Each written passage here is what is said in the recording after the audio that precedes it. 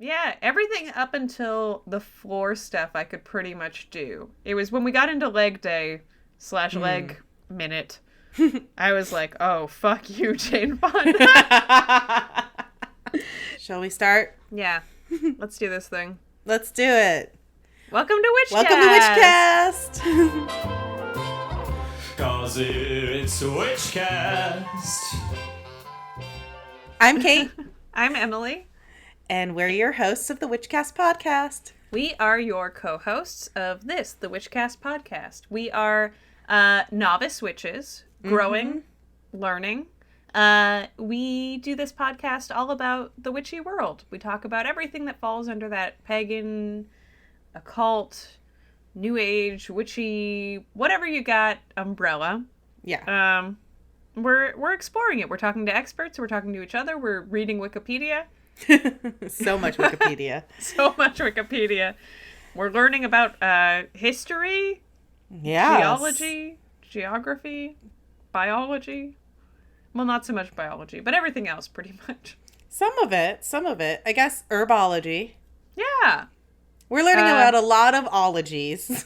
Yeah, we're all over the ologies these days. Yeah. And, we wanted to be better witches and learn more. And we are hoping you want to learn along with us, which is why we have this podcast. Welcome. Yeah.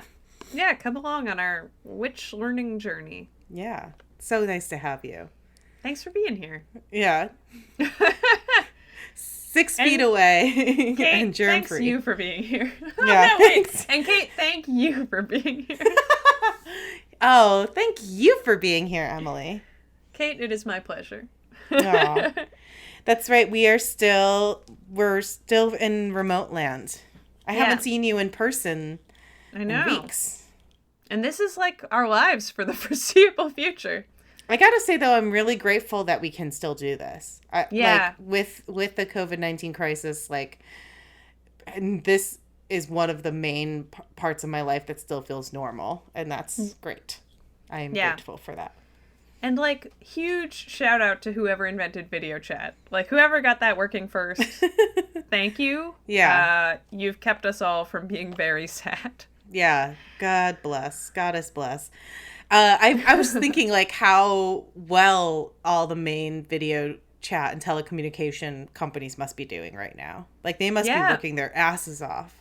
The wild thing is that Zoom was, down and, looking like it might go under, a month before all of this happened. Really? Yeah, I didn't know there was that. a whole thing about how Zoom was, not doing well, and then...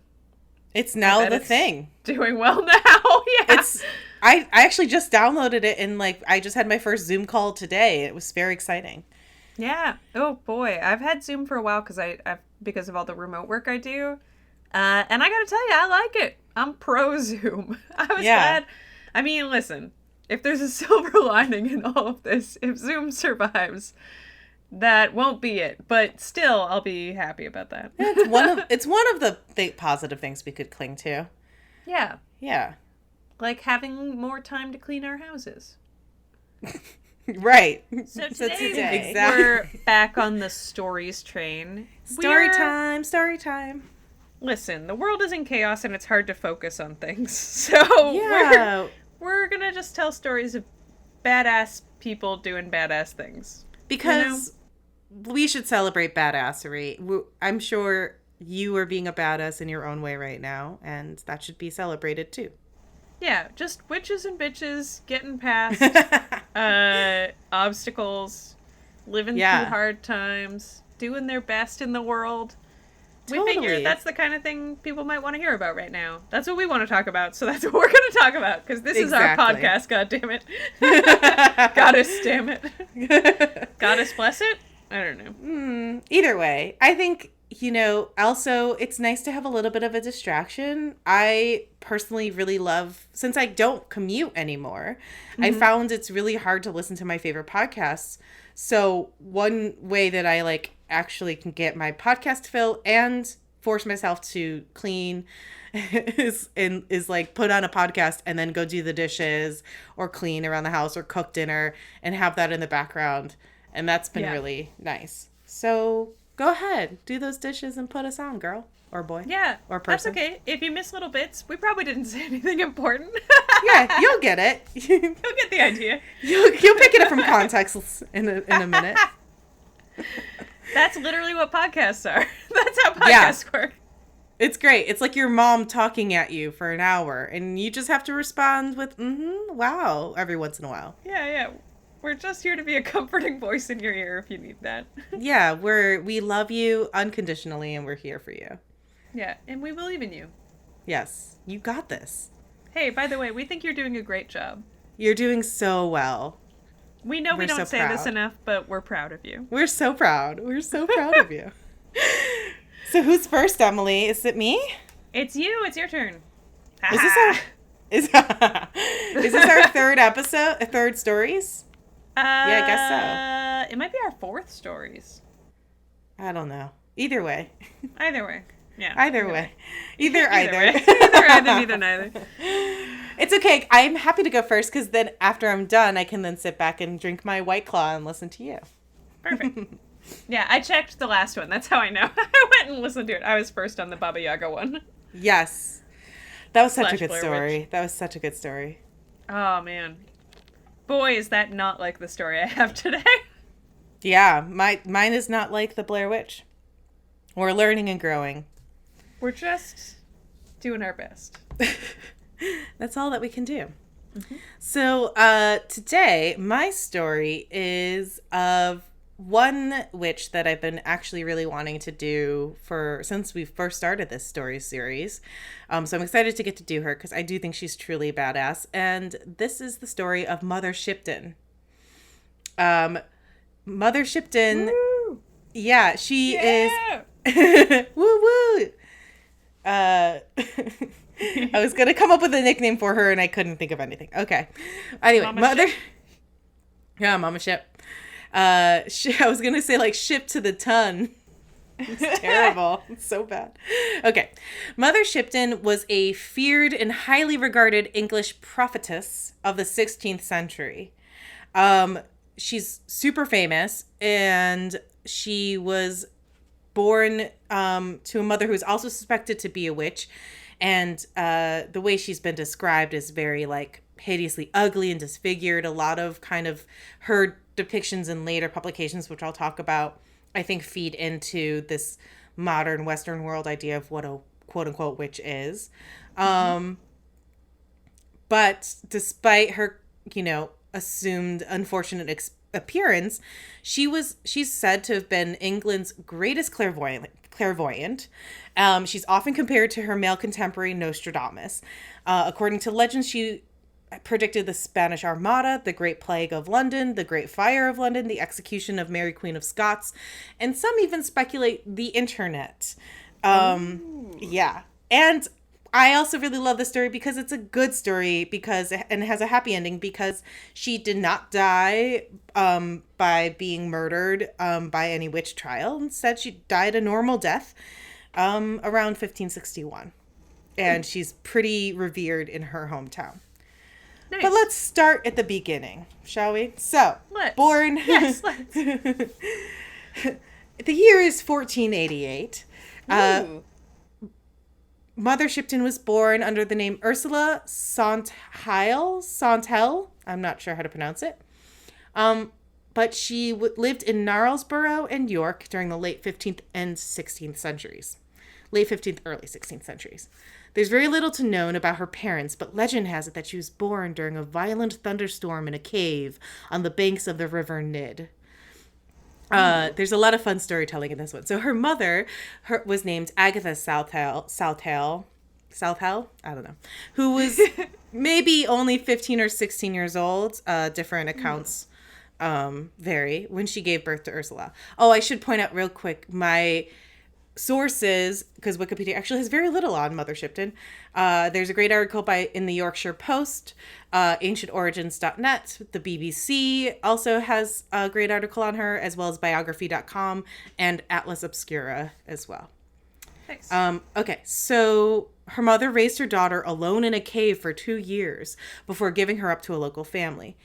Ursula was reputedly born very ugly and deformed. Her head was too big, her cheeks sunken, limbs twisted, and eyes supposedly glowed like embers. She also... That classic medical disorder. Yeah, ember eye. She also reportedly had a full set of teeth when she was born. Legends say that upon her birth, terrible noises like thunder were heard from the cave, and some people claimed that she was the daughter of the devil. So she grew up in Gnarlsborough, and of course her upbringing was far from easy, being kind of an uggo woman. She attracted a lot of taunts and teasing from locals, so she tended to seek solace in her cave where she lived. Reportedly, she at a young age studied the forest, loved to spend time in the woods, learning how to make remedies, potions with flowers and herbs, and later discovered that she had a gift for predicting the future. So even though she was reported to be so ugly, she was a pretty popular person in society. A lot of people were afraid of her, but most people were really drawn to her. She actually married a man, Toby Shipton, a local carpenter, in 1512. Locals, of course, claimed that she used a love potion to bring about the marriage. But according to different sources, their marriage seemed really nice and comfortable and happy. They never had children, but they stayed with each other till the end of their lives with no scandal. And Toby seemed to really accept and support all of the, witch practices of his wife and was really proud of her skills, which, God bless. That's great. What a good husband. So as her abilities spread or grew, the word about them quickly spread far beyond the local area. And she made a living telling people's fortunes and adopted the name Mother Shipton in her older age. So the reputation of her as a witch and prophet was from a lot of really kind of famous prophecies that she had. In her visions, she saw the accession of Lady Jane Grey, the execution of Mary Queen of Scots, like I mentioned, the defeat of the Spanish Armada by Francis Drake. But one of her most famous prophecies was that the world would end in 1881, but that was later revealed to have been written by a bookseller, Charles Hindley. So that's not her. Oh, Charles, you screwed up. And yeah, right. So the world doesn't end for like 200 years after that. Yeah, right. In 1981. Wait. Oh no, that's 2081. Oh fuck. Never mind. Scratch that. No, it's not ending till 2022. We got 2 more years now. Just kidding. Scratch that. Knock on wood. So I'll get into this, but a lot of obviously what we know of actual Mother Shipton is from, of course, the word of other people, namely stodgy old white men who wrote books and pamphlets about her and decided to, relay the quote-unquote facts as they saw fit. So either way, we know that she died in 1561 or 1567. I don't know why there's that weird gap there. Maybe the 1 and the 7 kind of look similar. Oh, maybe. Yeah, that's a good idea. That makes sense. Either way. I always have that problem. Is it a 1? Is it a 7? That's why you got to do the little dash in the middle, man. Yeah, I agree. I always do that dash. Me too. It's because we're good people. That's right. Just trying to make it clear for other people. Right. It's the least we can do. So she was buried on unconsecrated ground, perhaps near Clifton. For the next 80 years, her prophecies were unpublished, hidden. Her name was a source of fear. She was just kind of a local legend. But then later, she would be remembered as the person who knew more than others, and people began to appreciate her visions because they were actually coming true. So the earliest surviving record that we have of Mother Shipton is from a pamphlet that was published in 1641, so almost 100 years after she died. This pamphlet was titled The Prophecy of Mother Shipton in the Reign of King Henry VIII, which describes this prophecy that Mother Shipton made about Henry VIII's bishop, Cardinal Wolsey. So basically, this story is like kind of complex, and there's a lot of details about Catherine of Aragon and Henry VIII. And if you're into that, you can look more into that BBC article, because I read it and I was like, woof, woof. But like, basically, Wolsey was made archbishop, and Mother Shipton prophesied that the cardinal would never reach the city. And that he felt like that was an attack on his authority and tantamount to treason. Basically, he was like kind of prevented from ever getting to London, and there was like weird politics, blah, blah, blah. Basically, the prophecy did come true, though, because on his approach to York, the cardinal was called back to London and then died on the journey. Whoa. So this fulfilled prediction propelled Mother Shipton into national fame. So she was already, even though the pamphlet was like the first kind of written evidence we have of her, she didn't need like an introduction. Like, she was already a well-known figure just from like local lore. In his recent study, Mother Shipton, Witch and Prophetess, historian Arnold Kellett believed that this pamphlet is historically convincing and contains enough proof that we can affirm that Mother Shipton did exist and that she was a real person. Mainly because of the restrained account of her prophecy. Right. He says if it had been a fabricated tale about a mythical creature or mythical figure, it would have been way more fabulous and sensational. I don't know if that's enough proof, but sure, I believe it. I think she's real. There's also, right? There's also the woodcut that illustrated Mother Shipton in this pamphlet. And she looked like an unattractive Tudor woman. She was not yet given these kind of traditional witch-like features that later came on. Mm-hmm. Witchcraft is mentioned in the pamphlet as like Cardinal Wolsey called her a witch, but she did not yet identify outright as a witch. She was more of just a prophetess. So in one of the other books that was published about her, they had one of her prophecies, which I love, and it said, "Carriages without horses shall go, and accidents fill the world with woe. Around the world thoughts shall fly in the twinkling of an eye." Cars, internet. "Underwater men shall walk, shall ride, shall sleep and talk. In the air men shall be seen, in white, in black, and in green. Iron in the water shall float, as easy as a wooden boat." Bitch, like, just straight up prophesies, like, all modern transportation and technology. Yeah. Like, that's so fucking crazy. Like, we had iron ships, like, we have airplanes, we have submarines, we have, like, it's nuts. Yeah. Okay. Yeah.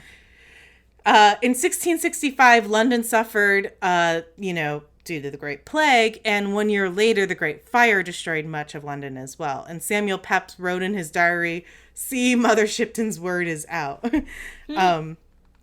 So, what else?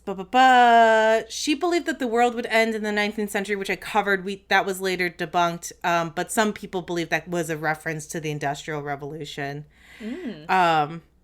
So, obviously, why wasn't she penalized for this? Like, why wasn't she burned at the stake or, drawn and quartered?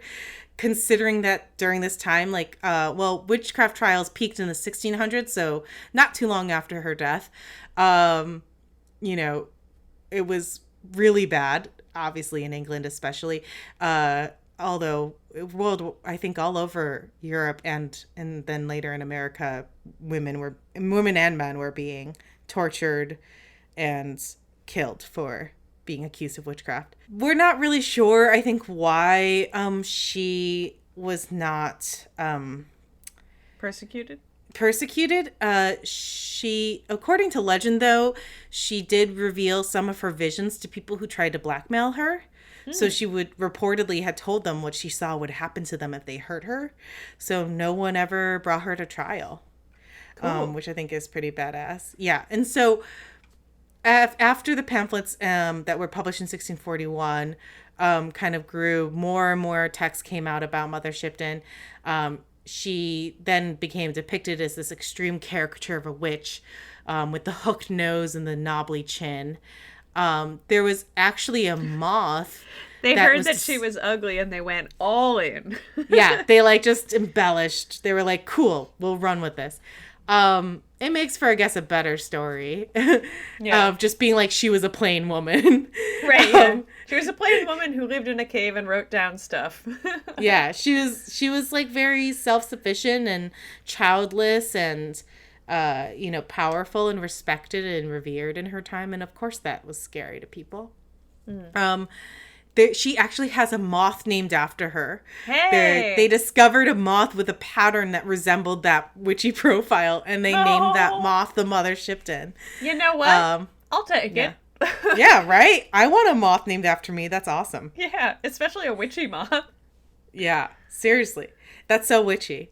In 1667, one of the most famous books about Mother Shipton was published, titled The Life and Death of Mother Shipton by novelist Richard Head. And that is really where I think a lot of these kind of legends come from. So I think personally it's a little hard to distinguish between fact and fiction. Again, like this is all we have to go off of. In his book, there's an illustration that shows her bent double with extreme haggardness. Her age shows that her image was manipulated in order to conform with the stereotype of a witch. Because at the time of her prophecy, she probably was like, she couldn't have been no more older than 48. Mm-hmm. But then in the book, of course, she's depicted as much older. So right, because women in their 40s are always erased. Hollywood. Yes. We're looking at you, Hollywood. So, a lot of people kind of dispute his book for that because there's no other record of her being super old and haggard like that except for his book, really. But she is now she's still an important part of English folklore. The cave where supposedly she was born is a place for meetings connected with occultism, and has been for centuries. It's a popular tourist destination now.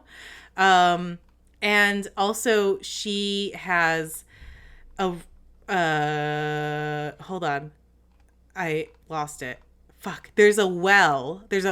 Mother Shipton's Cave and Petrifying Well now is a gift shop, and it has a picnic area and a wishing well and a walk. You can walk along the river to see different items. Mostly children's toys hung beneath the soothsayer's petrifying waters.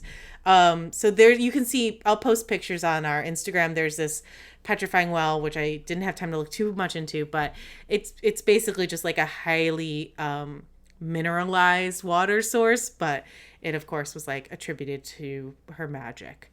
So she's become a popular motif in stories throughout the UK, Australia, and North America, as well as many other European countries. Yeah. There are many pubs and public places that are named after her. And in 2013, the citizens of Knaresborough started a fundraising campaign and successfully raised enough money to erect a statue in her honor. Yeah, and the great thing is that this statue is a bronze statue that's commissioned from sculptor Chris Kelly. It cost £43,000. And it sits on a bench in the town's market square, close to the statue of 18th century road engineer John Metcalfe. But who cares about him? We're not talking about him right now. He's for a much later episode. He's right? when we really run out of things to talk about. When we're at our absolute last. Statues near Mother Shipton. It's like season 47. Yeah. The best part, though, about the statue is that she is not portrayed as a stereotypical witch. Yes. He chose to portray her more as just a well-dressed noblewoman, as that was what she was described in the first known literary print, which I thought was great and really respectful. Nice. So sick, my dude. Yeah, there's a lot more, of course, on Mother Shipton, and she's super cool, but she rocks. I just loved the idea of like this woman being like, Nostradamus. Yeah, Lady Nostradamus. Level, famous and respected and able to live a nice long life with her doting husband in the cave in the woods. Like that sounds awesome. She also was the basis for, I assume, some of the stuff in Good Omens, right? Both the book and the TV show. I have not. That's okay. Reddit. So in the TV show Good Omens and also in the book, which is written by Neil Gaiman and Terry Pratchett. Yeah. But they made a Amazon original out of it like last year with David Tennant and Michael Sheen as the. And Frances I did McDormand's watch in this it. show. Yeah. Yeah, they're like a devil and an angel, and then there's the witch. But I don't girl remember whose anything mom, in it being. The witch. Remember, there's like a witch who's going through all of the prophecies because her great grandmother wrote down all those prophecies that are coming true. Oh, that's what they're referring to. I assume that must have been at least inspired by Mother Shipton, because it's like this ancient, or not ancient, but like older, like medieval tome of like prophecies from a witch that are all coming true, like very specifically in the future. Oh my god, I never put that together. That's so funny. Yeah, well, I loved that part of the TV show. I haven't read the book. I should read the book, but I should read the book too. But when the first time I saw, because I didn't know about Mother Shipton before that, and then I read her after, or I read about her after seeing the show, and I was like, ah, in my head. But oh, so you knew about Mother Shipton? Oh well, yeah, but like only a little. Did I do a good job? Did I miss anything? You did a great job. I didn't know anything about her. I was just like, oh, okay. I'd read like a little bit. I don't remember why, but she's so cool, and you did a great job, and thank you. Okay. She's so fascinating. You're I welcome. agree. It's so cool to, and it's also like everyone's heard of Nostradamus, but why haven't we heard so much about Mother Shipton? I guess if you're in the UK, maybe you have, but like, shouldn't she have the same wide reach? Yeah, I think so. I mean, it's crazy to me that in like one little paragraph that I read, that was like supposedly verbatim from her prophecies, basically predicted like all of the modern technology that we have. Mm-hmm. That's wild to me. Well, Mother Shipton, she's cool. Mother Shipton. Let's get matching tattoos of her. Yeah, she's awesome. Also, another road trip destination. Yeah, we'll go to the UK. We'll see a cave. Touch some Pret-to-fried water. Yeah. See some kids' toys hanging from stuff. Sounds awesome. My dream.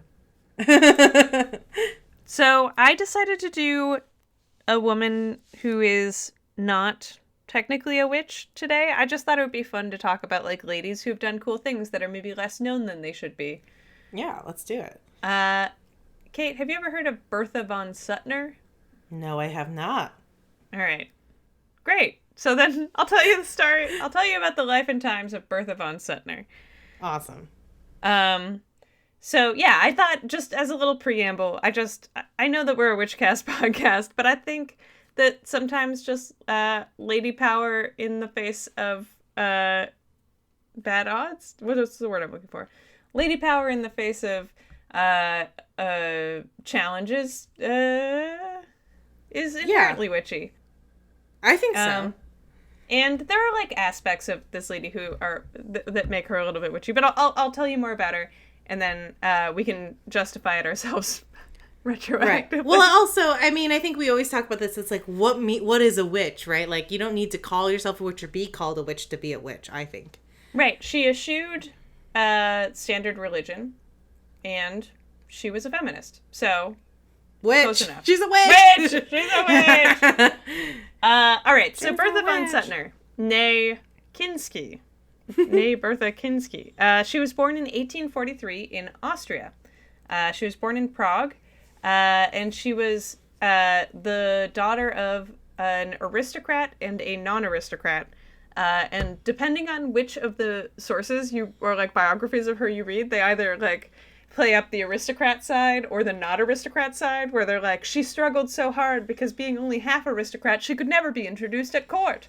And then the other half is like an aristocratic family. But the point is, her dad was an aristocrat, her mom was not. But here's the thing, her dad was 75 and died before she was born. So yeah, I know. How do we even know that was her dad? Because the mom said so? Yeah, I mean, they were married. It seems like... Oh, they were married. Okay. Oh, here, actually, interesting. As I click around, encyclopedia.com does say that in the rigid society of the Austro-Hungarian Empire, she was considered practically illegitimate. Ooh. But But so she, believe what you will, but it seems like it was probably her real dad. Because otherwise I'm sure they would be like, scandal, not her real dad at some point. Right. Someone would have ratted that out. The people love to snoop on aristocrats. What year was this again? 1843. Oh, 1800s. Okay, gother. Yeah. I'm here. So she's born in Prague, and she has, her mother is 25 when she's born. So her father was 50 years older than her mother. Damn. Yeah, and her mother has a gambling problem because she and Bertha's aunt both believe that they are clairvoyants, which ties slightly into the witch theme, but not significantly.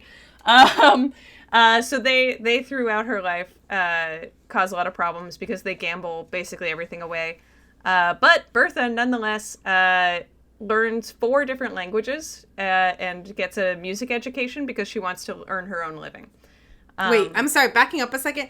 Her mom and aunt thought they could predict the future and therefore had a gambling addiction? Yes. They kept going to gambling places and losing all their money. They're like, wait, I know this time I'm gonna win. They're like, this time I've got it. Yeah. And it's insane. Like, it's hard to imagine that would continue to be the reason over time. And like, not like them continually losing does not I would say them wrong.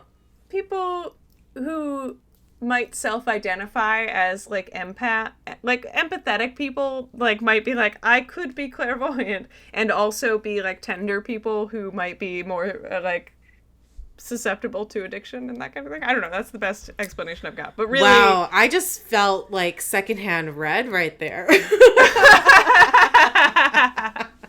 I don't know what you're talking about. Okay, continue. I know what I'm talking about. It's just such a chicken or egg thing to me. It's like, what came first, the gambling addiction or the clairvoyancy, you know?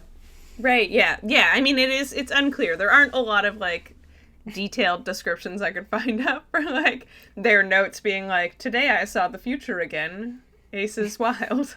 Yeah, I'm sorry. I just had to point that out because that was very funny to me. Yeah, no, I think it's a funny detail, and that's why I'm including it. And in fact, on one of their gambling trips, Bertha was proposed to when she was 13, and everyone was like, nope, she's too young. That's crazy. I'm glad they said that. Yeah. She was like, no, and her parents, or her mom, I guess, was like, no, but also like, give me the money. So they struggled with money problems throughout her childhood. So she studied really hard. And she became, like I said, fluent in 4 different languages. She became like a student of music. And she was like, I'm going to earn my own living. I'm going to like get engaged to a rich guy. I'm going to figure it out. Also, nice. She also wrote her first novel shortly after that first proposal. Damn. Because she was a prolific writer about pacifism. But we'll get there. That's the big hook on this one. So she was a noted pacifist. We'll get there. All right, okay. So she writes her first novel. Forget about it. It doesn't matter. She's figuring out how to get out of the house. She briefly becomes engaged to a man who's 30 years older than her, but she writes in her diary, which was later published, about how gross she thought it was when he tried to kiss him, and she breaks it off. Smart. Or, wait, no, how gross it was when he tried to kiss her. Yeah. And she breaks it off. Yeah, I got that, yeah. She's like, all right, this is not it. So she trains 4 hours a day to become a professional opera singer. Oh. She's like, I'm going to get a job, you see. I'm not dependent on these jerks for anything. So she trains to be an opera singer, but she never gets a paying gig because she has crippling stage fright. Oh, Jesus. Honestly, Bertha seems delightful. Anyway, in the summer of 1872... she becomes engaged to a man named Prince Adolf zu Wittgenstein Hohenstein. That Adolf, yeah. Mm-hmm. Yeah, no, a prince in 1872. Wrong Adolf. Much earlier, before the whole other Adolf situation. Yeah. This is now her 3rd marriage proposal, her 2nd engagement. He dies at sea. He was on his way to America to apparently escape debts that I assume she didn't know about when she agreed to the poor the Bertha. Yeah. Well, Or, I mean, she's sort of like, I really don't want to have to depend on other people. Like, throughout her life, there's sort of a thing where she's very much like, you know, like, she's just trying to make it on her own. So, she's now 30. It's 1873. Independent lady. Yeah, she wants to be an independent lady. It's the 1870s, so that's difficult. So it's now 1873. Her second fiance has died at sea. She's 30. She's unmarried. So, boom, governess. So her mom is still gambling away the family fortune. So she's like, all right, I guess I get a job. She works for a family called the von Suttners at Castle Harmensdorf in Lower Austria, where the 4 girls call her Fatty. Now, this... Fatty with 2 T's or Fanny with 2 N's? Fatty with 2 T's. They actually call her that in I guess Austrian or German, because what they called her was Boulotte. Oh, I guess that'd be French. They called her Boulotte, and then she took that and turned it into her literary pseudonym, B. Ulot. Oh, damn. Yeah, I like her. I love her. She ends up falling in love with the girl's older brother, Baron Arthur Gundekar von Suttner, who is 7 years younger than her. He's 23 at the time, but they're madly in love. But his parents are like, no, you can't marry the governess. So in 1876, they're like, yeah, get the fuck out of here. And she becomes the secretary and housekeeper to Alfred Nobel of the Nobel Prize in Paris. So she moves away and she goes and helps Alfred Nobel of the Nobel Prize for a few weeks. She just ends up helping him out. They develop a friendship, actually. There's a rumor that he kind of hit on her, but she was like, no, I'm really into this Arthur guy. And Arthur telegraphs her, saying that he just can't live without her. And so she runs back to Vienna. They secretly get married, and then they go into exile in Georgia, the country, together. And while they're there, they both try out writing. She has a bunch of success with it. He also tries out timber business, which also does not go well. They do their best, but neither of them spoke any Georgian. So they're pretty socially isolated. They're pretty poor. They figure out how to make it work tutoring people. And they both try to write. Arthur, I mean, he does okay, actually. But he mostly writes about, like, local stuff about living in Georgia. And Suttner ends up writing about pacifism. She reads Herbert Spencer, Ernst Heinrich Philipp August Haeckel, Charles Darwin, Henry Thomas Buckle, all sorts of stuff. And all the big hits. Yeah, and she gives up religion. She's like, you know what? Fuck religion. For the rest of her stuff, she's... for the rest of her life and all of her writings, there's at least an undertone of the idea that all the pomp and circumstance and, like, structures of religion are usually a problem. That they are indeed a sham washing. Sham washing. Yeah, and she personally stands up for Jewish people as anti-Semitism is growing. And in fact, Arthur, despite being a devout Christian, her husband, founded the League Against Anti-Semitism in response to the pogroms in Eastern Europe. And the two of them are like, they're nice people. They do their best. So her ideas take place, her ideas sort of take shape, which are a thorough belief in rationality, the possible of positive evolution of both social and political relations, and the absolute necessity for world peace to be organized in order to undermine the forces of militaristic retrogression. And her parents had been, the noble side had been like military heritage, and she became one of the best known peace activists in Europe before World War I. So, where were we? All right, she marries our boy Arthur. They move to Georgia. It goes okay.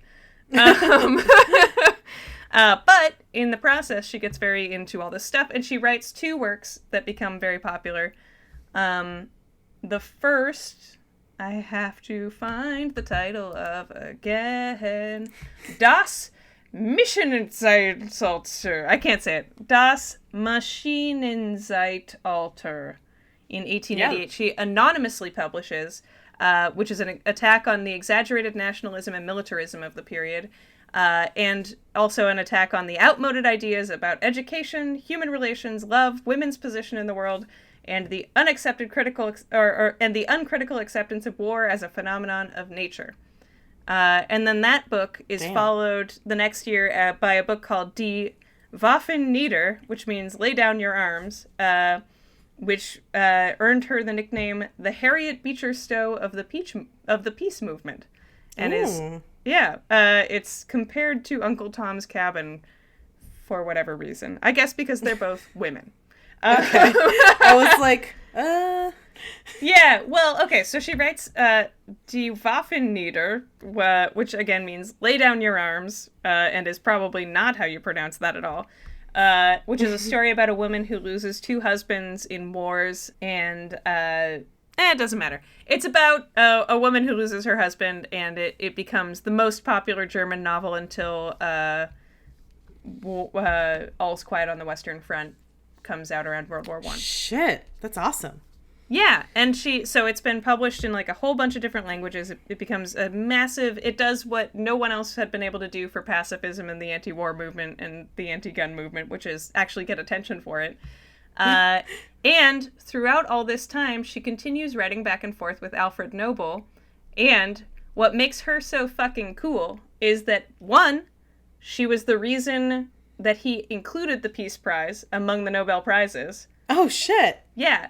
And 2, she was the first woman to win it and the second woman ever to win a Nobel Prize. Because she won it for Die Waffen nieder in 1905.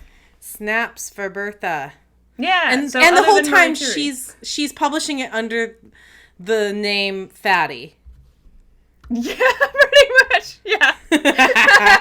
I love her. I think, yeah, I don't know if her most famous one, if Lay Down Your Arms, was published under her own name. I think it might have been, but all of the rest of her books, because the other thing is that in order to make ends meet, she wrote romance novels, basically, but that always had an undertone of, like... Of pacifism? And they met because they were pacifists, or, like, they met because they both hated the war. Like, they fell in love. Oh, gotta love romantic novels with an agenda. Right, yeah. Well, she was like, I have to do this to make the money, but, like, I'm not gonna do it right, you know? Hey, no judgment from here. Yeah, and then so, yeah, she writes about religion being lame. She also writes about gender constructs. And becomes a pretty early adopter of the idea that the construct of gender hurts both men and women in that, like...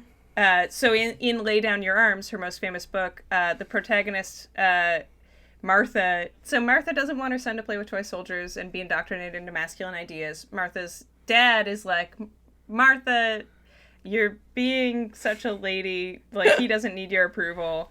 You should marry again. And Martha's like, fuck you. But basically... so. The idea is that everybody suffers. The character even discusses it, saying, we men have to repress the instinct of self-preservation, all that is, all that is emotional. And so... Yeah, sexism hurts all of us, man. Yeah, and then later in her life, her husband dies in 1902. She finds out that he was cheating on her with a younger person, which blows chunks. To deal with her depression, she writes lectures, like teaches classes, and goes to New York to help the suffragette movement. Nice. Yeah. So she ultimately, she gets cancer, and she ultimately dies at the age of 71, which... Honestly? In the early 1900s, not terrible. Yeah, pretty good. But before that happens, she does again receive become the first female to receive the Nobel Prize. She does become the first female to receive the Nobel Peace Prize. Are you laughing at me?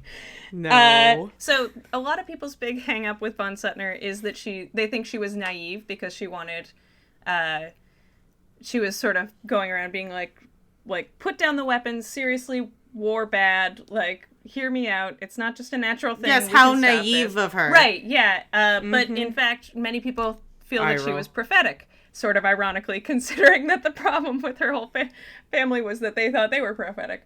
But because she observed in 1905 in her Nobel acceptance speech that the two eras of civilization, were wrestling with each other, and that a new one representing internationalism and unification was threatening the old, and that it could become a war. And then she died a week before the first shots at Sarajevo started the First World War. Damn. Yeah. She wasn't wrong. She wasn't wrong. She was trying to make it not happen, but then it happened, but she never found out.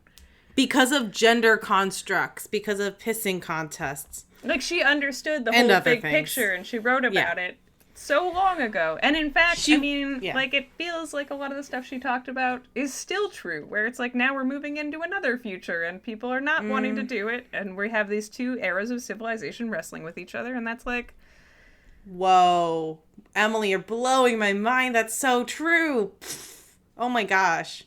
Anyway, so I thought she was a badass bitch who put up with a lot of bullshit and did a great job. That's crazy. That's so wild. Wait, you can't just drop like a huge truth bomb on me like that and then move on. I need a second to process. Okay, that's process. Fair. No, she's awesome. That's so amazing. Yeah, I thought it might be nice. I didn't know. Right, I had never heard of her. Anything about her. Oh, she's fucking great. Yeah, badass women and people. Bertha von Suttner, ladies and gentlemen. Or if you will, Fatty. Fatty. I can't believe... That's my favorite thing, is that she was like, all right, that's my pen name now.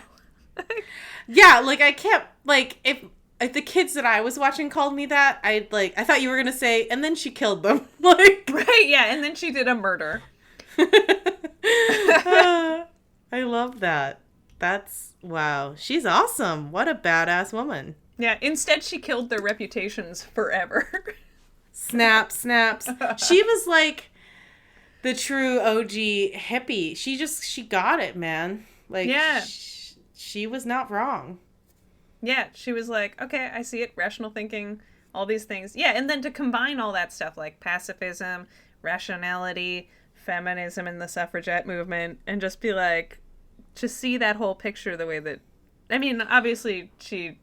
is the late 1800s, so she probably did some wrong things. I don't know. Maybe she did something problematic somewhere in all those writings. But, I mean, they did a pretty fucking good job for what they were given. And you know, like... Yeah. Standing up against anti-Semitism and that kind of thing. Winning the Nobel Peace Prize. Being the reason for the Nobel Peace Prize. Yo, that is the definition of badass. No, I feel like that's so ahead of her time. And, you know, it's funny, maybe her being kind of straddling the class lines from birth and, you know, not having the benefits, really, since her dad died. It was before she was born, you said? Yeah, he died before she was born, and even if he had lived... because she was only half nobility in Austrian society at the time, she wasn't considered so nobility. She kind of got to see through it all from a very young age. Like, she got to kind of, like, receive the brunt at... You know, it's not like she was born completely out of aristocracy. She had, like, one foot in the door, but was never going to be accepted in it. Yeah, it's like half of her family was nobility, but she couldn't go to the same parties as them. Right. And so to be kind of told that from a young age, like, I mean, and how independent she was too, you know, she had to look at herself as a human, which probably then led her to look at everyone as humans rather than parts of a system that just is and must be. Right. Yeah. I'm just theorizing, like, why she was so kind of extraordinary for her time, you know? Yeah. So at the end of every episode... Right. We draw a tarot card. Yeah, just to kind of learn more about tarot, but also kind of see maybe what the week has in store for us. Right. Anything to keep in mind.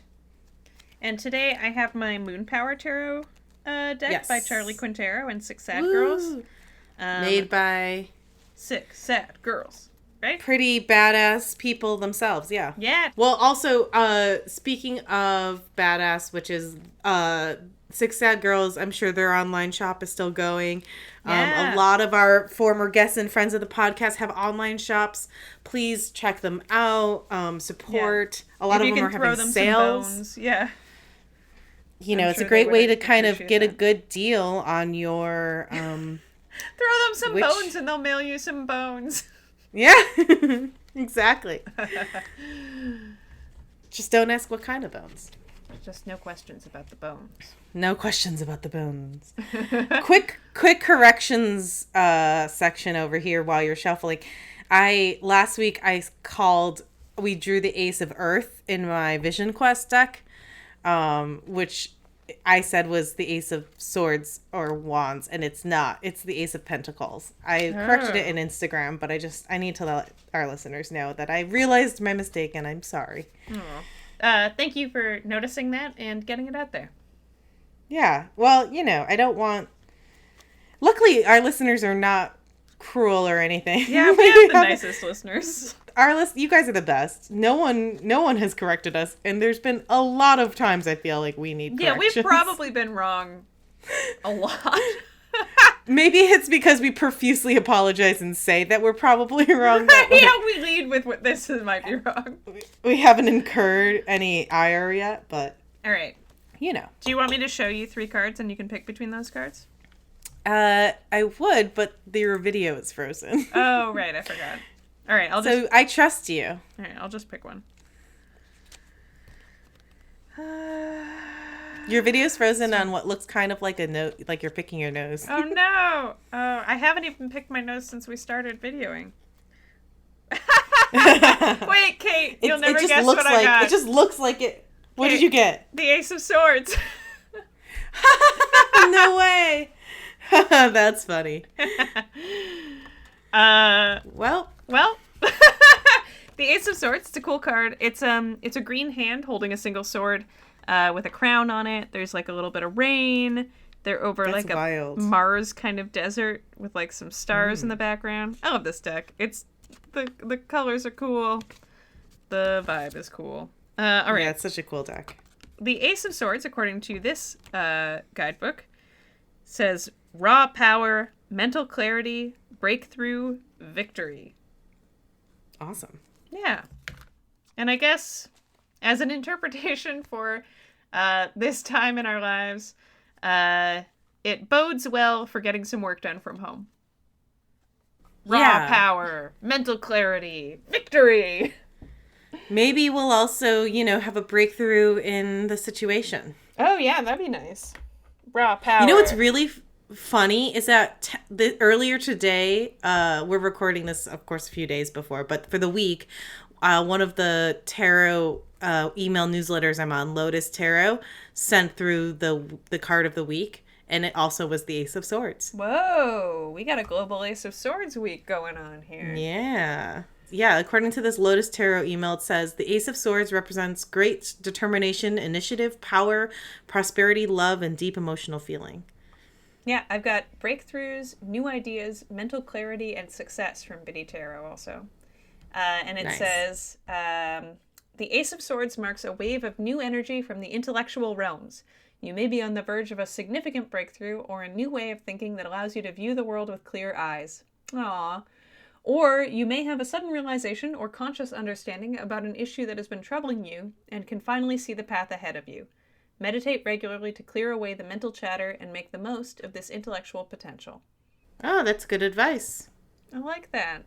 That is a soothing thought for troubled times. Absolutely. Absolutely. Whew. Yeah. Lovely. All right, my friend. I would say these women that we cover today were also. Oh yeah, they're real aces of swords. Yeah. Yeah. Hell yeah. Hell yeah. Hell yeah. Or rather. No, I'm just kidding. We can do it in a second. Soon. Not yet. Not yet. But thank you for listening, and follow us on Instagram. We'll post photos. I'll post some depictions of Mother Shipton as well as the statue of her. Yes. Don't forget to subscribe to our podcast on Apple Podcast, to Witchcast Podcast. If you don't mind giving us a little 5-star rating and positive review, that would be much appreciated. Don't forget to follow us on Instagram at Witchcast Podcast. If you have any questions or if you just want to chat, you can find us at witchcastpodcast@gmail.com.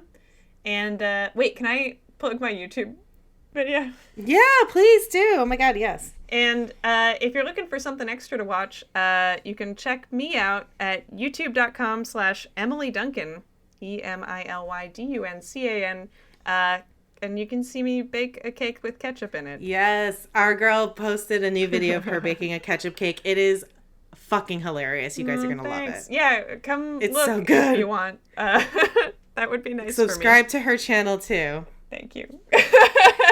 We're gonna post photos of the card and Mother Shipton and our girl Bertha Fatty as well. Yeah, and until next time. Hex yeah! 'Cause it's Witchcast.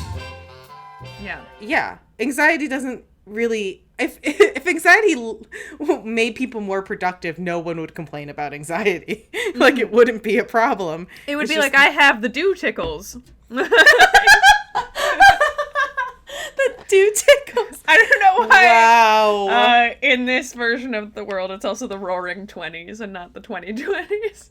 I need to have a moment for that. Oh God. Mwah, what a beautiful Emily gem. I'm lifting my invisible bowler right now. I know. Hello, my baby. Hello, my darling. My Do-Tickles. Oh my God. I'm I love tickling at my doer. you so much. You are ridiculous. That's what I'm going to call it from now on. I've got the Do-Tickles. I've got the Do-Tickles. I wish I had the Do-Tickles, but I guess I woke up with the Don't-Tickles. Yeah, the Don't-Tickles. Oh boy.